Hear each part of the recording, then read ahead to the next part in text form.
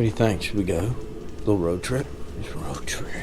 As you can see, we're at JT's. If I had to pick one place in Florida that's kind of like my nemesis lake, it would probably be Lake Toho. So here's what we're gonna do. I made a video many years ago called Matted, where basically we went to a lake and fished it for 3 days. It was actually Lake Kissimmee, which I really enjoy fishing. It's a super cool place to be. But we're gonna road trip this truck right here from JT's, and we're gonna road trip this thing and spend 3 days on Lake Toho trying to figure things out. I'm gonna take you through every step of the process. I rented a cool ass cabin up on Toho. It's Richardson's Fish Camp. It's one of the oldest fish camps up there, actually probably in Florida, that's still around. But we're gonna go spend 3 days, break it down. I'm gonna take you along for the process, every step, the boring ones, the cool ones, and the crappy ones. Try to figure out some mega bass. Lake Toho, there's monsters in it. It's really good. I just suck at fishing.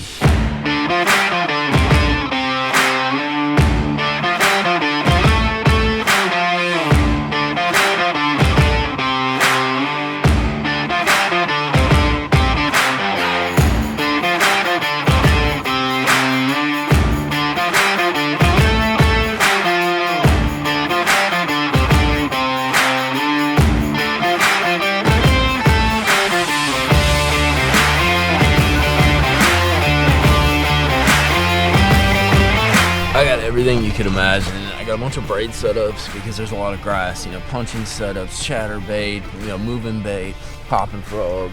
Got a lot of worms, fluke, devil's horse, stick baits. Stick baits are super popular. JT actually won an FLW up here on that. But the trick is I'm prepared for anything. I got a bunch of rods in the rod locker. I got a bunch of rods out, and that's kind of how I approach it. The one thing I do know, though, just from getting a feel for running around Florida, is the fish are shallow, water's high, and there's definitely some fish wanting to spawn or spawning. So we're really focusing on that sort of 1 to 4, 1 to 3 foot like water column, and that's what a lot of these baits and rig ups are set to do. But I'm gonna probably be retying a whole bunch once I get out on the water.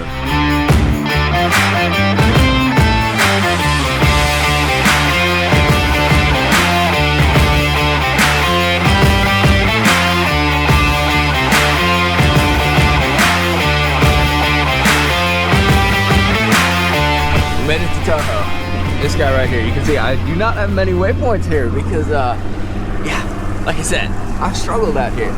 But here's the plan. So I'm looking, when I do these kinds of trips, I look at the weather ahead. So it's supposed to blow kind of medium tomorrow and then rip out of the south by Sunday. So what I'm gonna do is I'm gonna look at stuff, one that's either protected from that so I can kind of get out of that wind or not be directly kind of subjected to it, or two, I'm gonna look at some things. It isn't a huge lake, so I'm gonna look at some stuff that I probably won't be able to fish come Sunday, so I want to get on it, look at it early.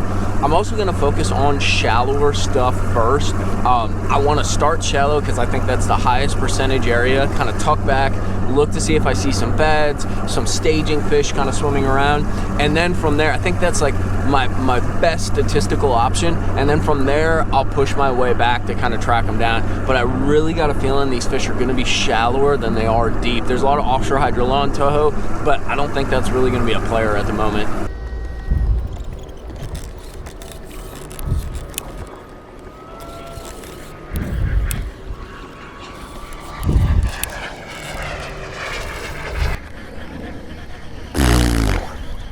Oh, I'm doing it.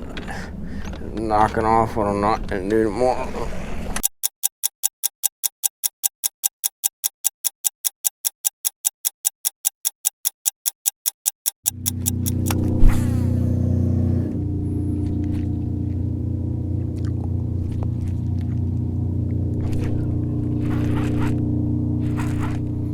That's a good one.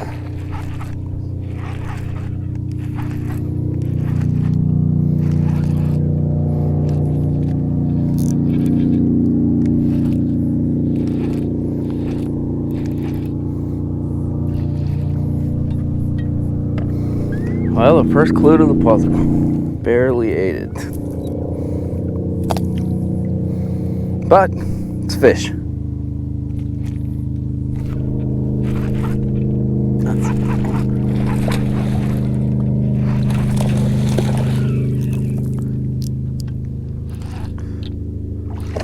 God, did he eat that jerkbait, dude? He freaking chowed that jerkbait. But but I need that thing back. So, well, guys, it took all day, but we're figuring them out. Got him. That's a bigger one.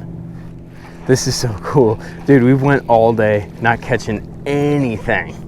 And all of a sudden, all of a sudden, we push offshore, kind of get in the crowds a little bit, and that happens. Oh, come on.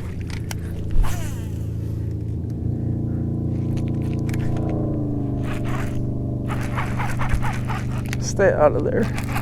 Stay out of there. Stay out of there.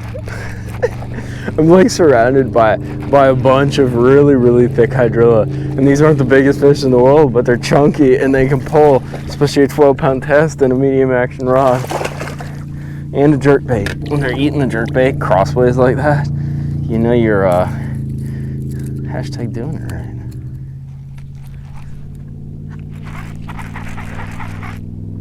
God, I got him lined up.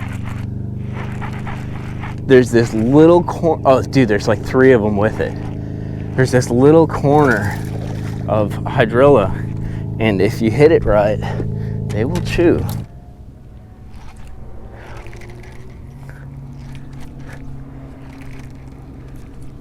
There he is. That's a better one. The problem is you really got to pull on them to keep them out of the grass, and that's like the worst thing you can do when you're fishing a jerkbait. Oh, that's a better one. But he got it good. That's like a 3.5 pounder. Nice one.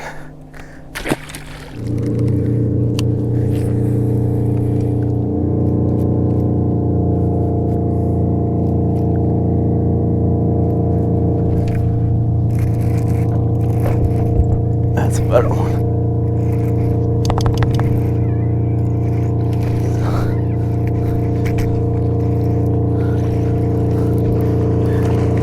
The old flukester. The old flukester. This is awesome. You go from freaking 0 miles an hour to 100. Oh, that's fishing, boys. That's fishing. We've been so shallow all day, and we just rolled up to this grass, and all of a sudden they're popping up. We catch them on a jerkbait. We catch them on a soft plastic jerkbait on a top water, and it's just like they triggered, or we just, we focused on a lot of shallow stuff, and I'm just wondering if we screwed the pooch a little bit. And you spend a day doing something that you think you should do. When you got a few days, it's hashtag practice, and we were wrong, very wrong. Ooh, come get it.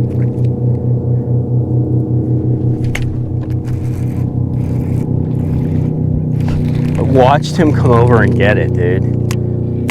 He never even got the hook.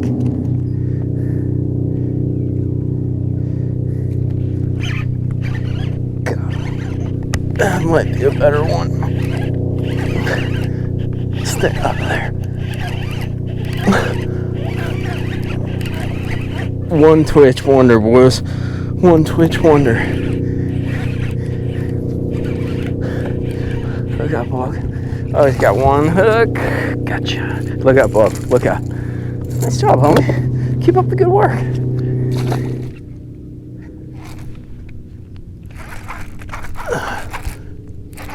Stay out of there. That's a better one. Stay out of there.